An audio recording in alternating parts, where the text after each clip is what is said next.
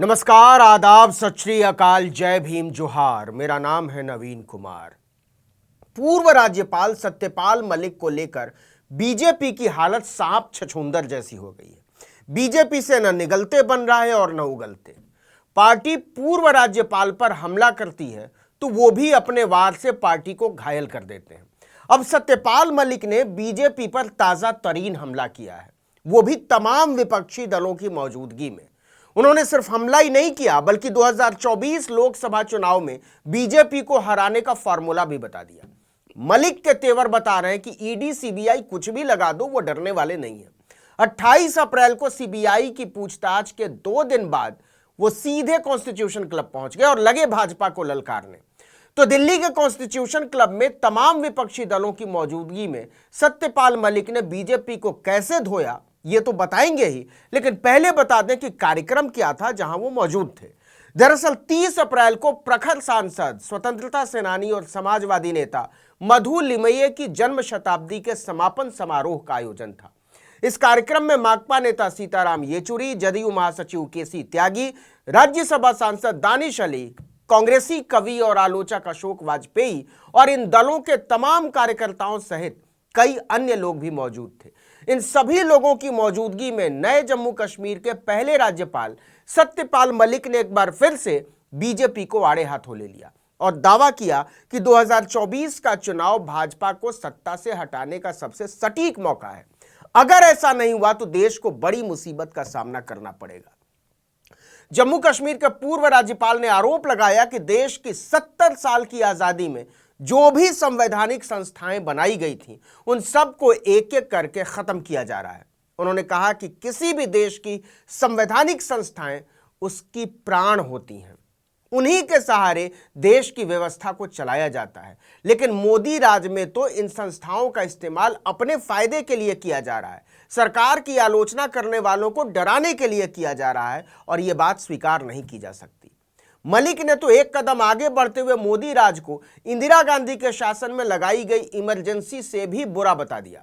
उन्होंने कहा कि अब तक यह माना जाता था कि इस देश के इतिहास में इमरजेंसी का समय सबसे बुरा काल था।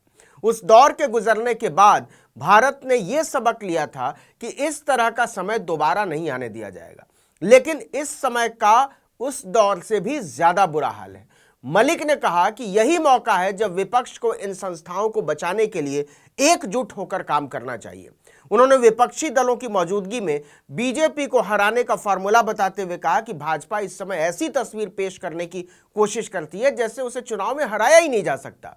लेकिन सच्चाई यह है कि एक बेहतर रणनीति के साथ मैदान में उतरने पर भाजपा को आसानी से हराया जा सकता है। सभी विपक्षी राजनीतिक दलों को इसके लिए गहराई से मंथन करना होगा और अपने कुछ राजनीतिक स्वार्थों से ऊपर उठना होगा। इसके साथ ही सत्यपाल मलिक ने एक लगभग असंभव फॉर्मूला दिया कि आगामी लोकसभा चुनाव में हर लोकसभा क्षेत्र से विपक्ष का केवल एक ही उम्मीदवार खड़ा किया जाए। उस सीट पर जो भी विपक्षी दल सबसे मजबूत स्थिति में हो उसे अवसर दिया जाए और बाकी के लोग उसका सहयोग दें। अगर हम इसमें कामयाब रहे तो भाजपा के मजबूत से मजबूत उम्मीदवारों को भी हराया जा सकता है। अब बीजेपी की दुविधा को भी समझ लीजिए। सत्यपाल मलिक और उसके बीच हालत यह है कि तुम डाल डाल तो मैं पात पात। बीजेपी मलिक पर हमला बोलती है तो मलिक खुलकर विपक्ष की भूमिका निभाने लगते हैं। आपको याद न हो तो सत्यपाल मलिक वही नेता हैं जिन्होंने 4 दलों का पानी पीते हुए बीजेपी में खूंटा गाड़ा था और अब बीजेपी की ही धज्जियां उड़ा रहे हैं। अपनी ही पार्टी की कोई भी चाल और वार खाली नहीं जाने दे रहे हैं। इतना ही नहीं, आरएसएस के एक नेता पर गंभीर आरोप लगाने के बाद वो लगातार सीबीआई से पूछताछ का सामना कर रहे हैं। बावजूद इसके बीजेपी और केंद्र सरकार पर उनके हमले लगातार जारी हैं। बीजेपी के लिए उस समय बहुत शर्मनाक स्थिति खड़ी हो गई जब 1 मई को मलिक ने दोबारा पुलवामा को लेकर दिए अपने बयान को दोहरा दिया।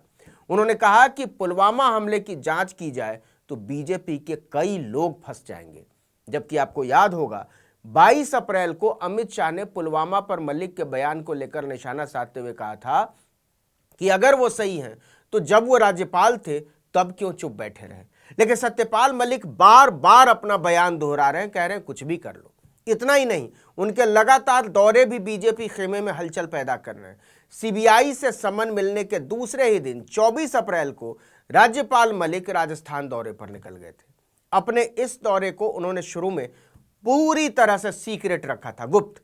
मलिक ने कहा था कि मैं कहां, किससे और क्यों मिलने जा रहा हूं किसी को बताना जरूरी नहीं समझता।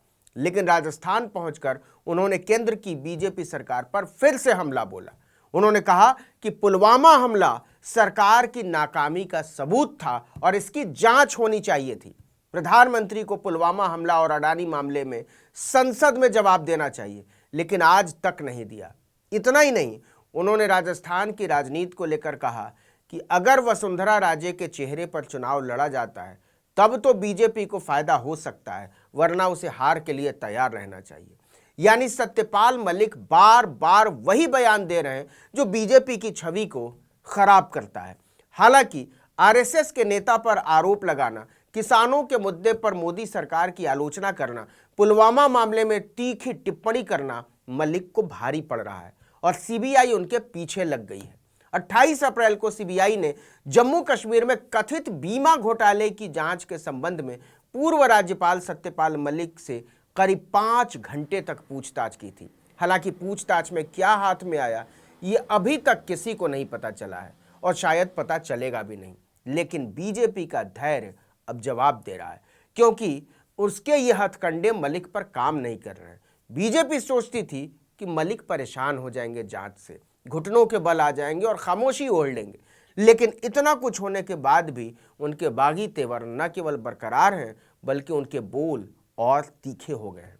सीबीआई की पूछताछ के 2 दिन बाद ही 30 अप्रैल को उन्होंने डंके की चोट पर बोल दिया कि मोदी संवैधानिक संस्थाओं को बर्बाद कर रहे हैं और इसे बचाने के लिए बीजेपी के खिलाफ विपक्ष को एकजुट हो जाना चाहिए।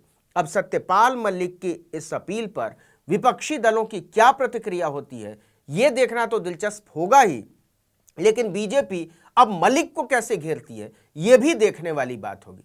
जरा सोच कर देखिए, 2024 के चुनाव में सत्यपाल मलिक पूरे देश का दौरा कर रहे हैं और चिल्ला रहे हैं कि पुलवामा में जवानों को शहीद करने के लिए मोदी की सरकार जिम्मेदार थी, और न केवल जिम्मेदार थी बल्कि इसकी सच्चाई को कभी भी देश के सामने नहीं आने दिया।